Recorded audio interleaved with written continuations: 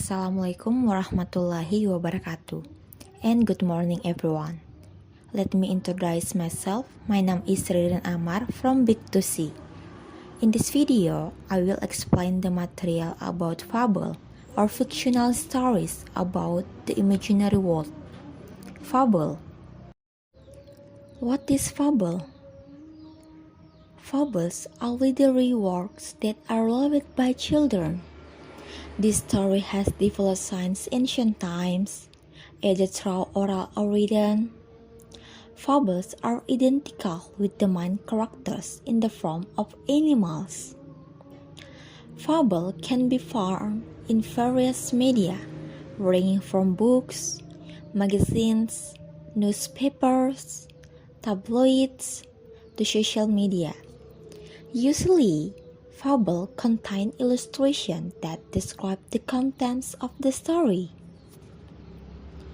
The origin of the word fable comes from the Dutch language. Terminologically, fable comes from the Latin fabula. Fable are stories about the lives of animals that behave like humans. Fable are a type of fiction, not story about real life. Fable stories are often also called moral stories because the messages in fable are closely related to moral. Fable contain figures of animals, plants, immovable objects, or other natural forces that are described as having human-like abilities, misalnya berjalan, makan, berbicara, ataupun tertawa. In general, fables are made to educate. Tujuan fabel adalah mencontoh tokoh yang baik dan tidak mencontoh tokoh yang buruk. The text of the fable story not only tells the life of animals, but also tells the life of humans with all their characters. The animal in fables have character like humans. Karakter mereka ada yang baik dan ada juga yang tidak baik. Mereka mempunyai sifat jujur, juga sopan, pintar, dan senang bersahabat, serta melakukan perbuatan terpuji. Mereka ada yang berkarakter licik, juga sombong, suka menipu, dan ingin menang sendiri. Fables are not only intended for children, but also for adults. Di dalam cerita fable juga biasanya memakai sudut pandang orang ketiga, because it is a storytelling technique or the other's way of conveying the content of the story. Fable juga identik dengan sudut pandang orang ketiga, karena dalam fable memiliki alur maju, dan dalam konteks alur maju itu lebih dominan atau lebih mudah jika menggunakan sudut pandang orang ketiga. We can use another point of view, but if you use another point of view, it will make us describe the atmosphere or characters in the story, di mana itu tidak sesuai dengan karakteristik fable yang bersifat sederhana. Di dalam cerita fable juga terdapat kaidah kebahasaan, yaitu pertama, kata kerja. Teks fable memiliki dua kata kerja, yakni kata kerja transitif, yaitu kata kerja yang memiliki objek. Contohnya, ibu memakan sayur. Kata kerja kedua yaitu intransitif, yaitu kata kerja yang tidak memiliki objek. Contohnya, Beni sedang bersiul. 2. Kata sandang si dan sang. Contohnya, sang kancil berkeliling taman sambil menyapa teman-temannya. Juga atau si siput hanya diam saja mendengar ejekan tersebut. Ketiga, kata keterangan tempat dan waktu. Contohnya, pada suatu hari semut berjalan di taman. Keempat, penggunaan kata penghubung. Kata hubung yang sering digunakan dalam teks cerita fabel diantaranya lalu, kemudian, dan akhirnya. Seperti akhirnya sang semut meminta maaf, dan berjanji untuk tidak mengulanginya. Characteristic of fables. 1. The characters in the fable are animals. 2. The general theme of the story is about social relation. 3. The character described in the fable resembles the character or human characters such as good, bad, clever, selfish, and so on.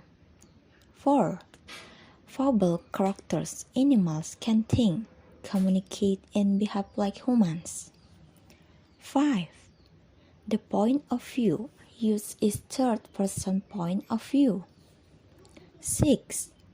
The storyline used a forward plot. 7. The conflict in the fable includes the problems of the animal world, which are almost the same as human life. 8. Complete fable with the use of place setting, time setting, social setting, and emotional setting. 9. The characteristic of the language used in fables are narrative or sequential, which are in the form of dialogues containing direct sentence and using everyday informal language. And the last 10 contain a message or message for the reader. Fable structure. Orientation.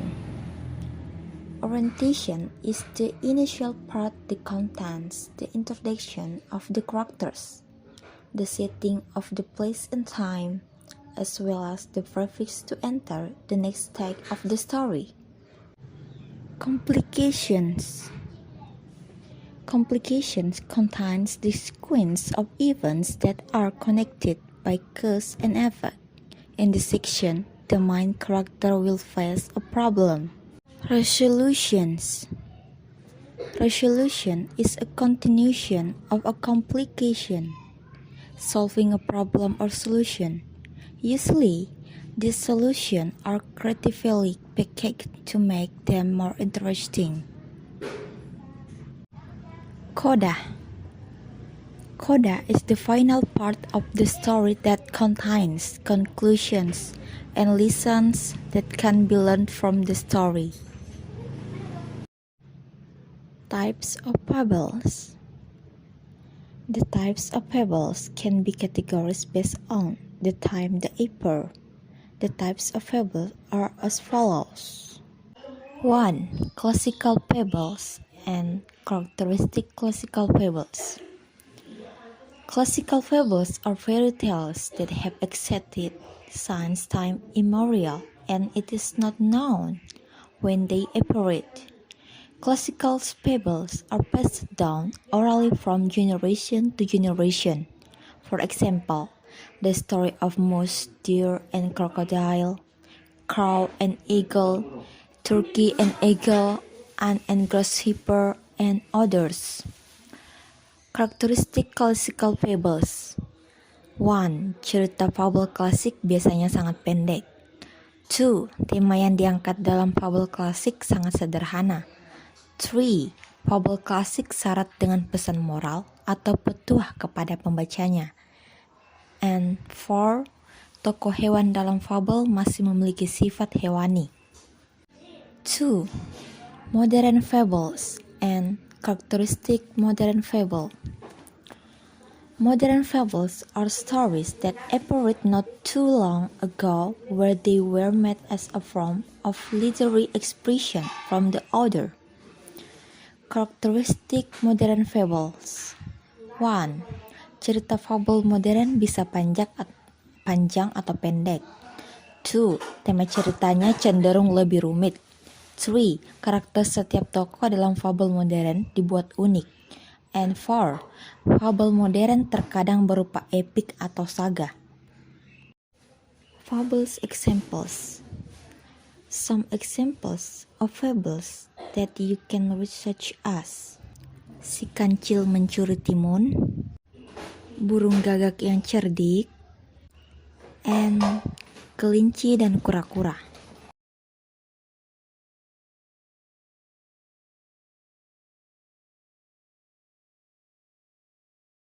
explained earlier can be useful for those who watch it.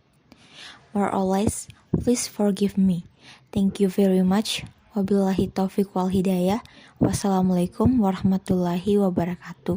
And good morning.